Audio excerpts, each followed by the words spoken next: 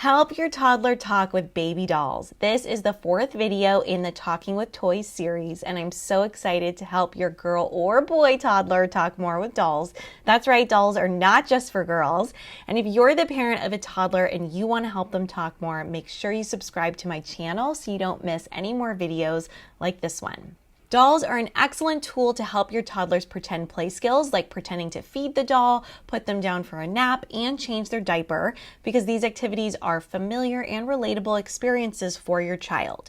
I'm going to go into each of them more closely to show you the exact words you can say during these activities to help your toddler say more words, and I'm going to give you some bonus activities to do as well.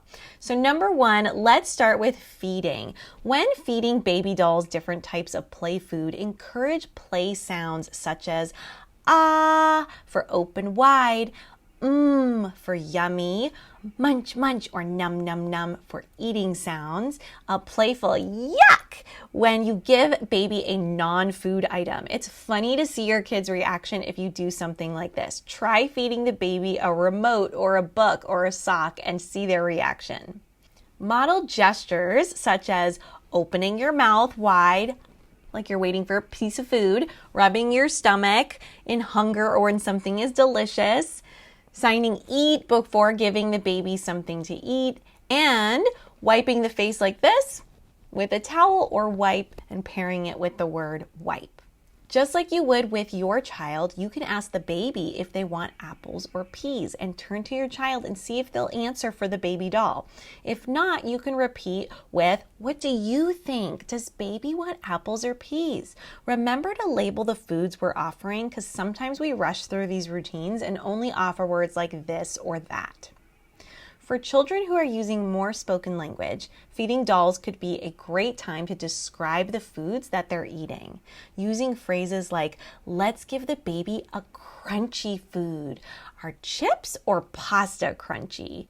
Or if you're working on some higher level receptive language or understanding skills, you can give directions like, oh no, baby has sauce on her nose. Help me wipe it off. Grab the towel and see if they can do that. You can also say, the sauce is on her, and see if your child will fill in the blank for nose. Burping the baby is another great gesture and a simple word to model. Burp and pat, pat, pat, or tap, tap. Next up, we're going to talk about putting the doll to sleep. Just like we did with the eating routine, I'm going to teach you some sounds and gestures to model here. Yawning, with your arms up and stretching your hands overhead. Really exaggerate the sound. You're more likely to get your little one to imitate you. Snoring, this is a fun sound experiment. You could go classic with snoring, or you can do it really fast, or you can make different sound on the exhale like and see which one resonates more with your child. They might be more attracted to one than another and think it's funny and be more likely to imitate it. Crying, wah, wah, paired with rubbing of the eyes or tiredness or sadness. Oh no, I hear baby crying. Do you think she's happy or sad? And then patting the baby to calm them down, just like we did with a burp, and pairing it with the shh gesture and sound. Rock or bounce are two simple words that you can model with the action to increase the likelihood that your child will imitate either the movement or the word. You can even sing a song like Rockabye Baby or model humming as you rock the baby to sleep. Next is diaper changes. You can model diaper changes and sounds and gestures that go along with it, such as pee-you and waving your hand in front of your nose. Make sure to keep this playful with a big smile so that we don't shame children about poop. We want to keep it light and fun. You can model pull when you're pulling the tabs open, off when you're taking the diaper off, and then on when you're closing the tabs. You can also use heavy grunts as you pretend the diaper is dirty. Oh, it's so heavy. Let's throw it in the trash. Bye-bye diaper. And then real quick, as an aside, you can also model all of this language while you're actually doing these activities with your own child.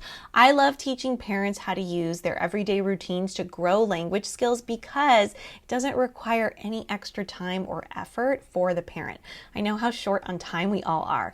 If that resonates with you and you're thinking like, yes, I'm so short on time, but I want to help my child, check out my free workshop to help your toddler say more words. The registration link is in the description box below.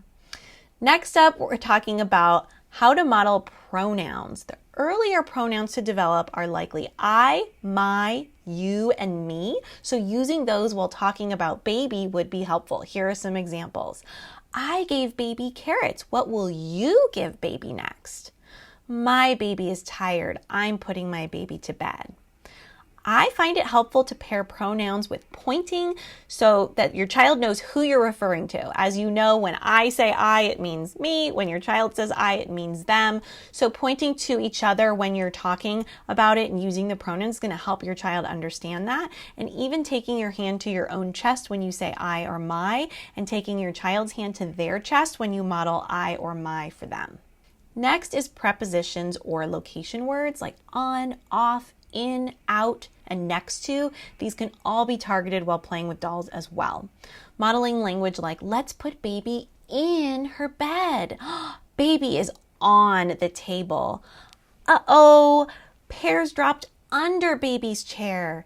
Baby's feeling hot. Let's take off her sweater. And baby's tired. Let's put all of baby's stuffies next to her. You can also practice school readiness skills by setting up a circle time.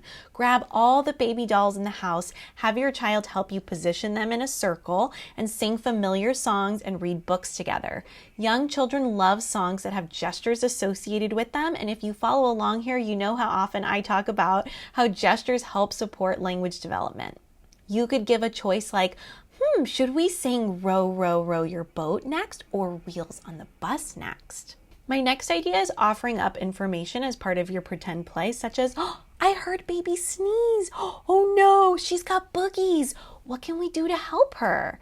If we always give our child a direct command of what to do, like go get a tissue, then we aren't supporting their social emotional understanding of what the problem was to begin with and how they could solve it in the future. So asking them what we can do to help will start to grow this skill.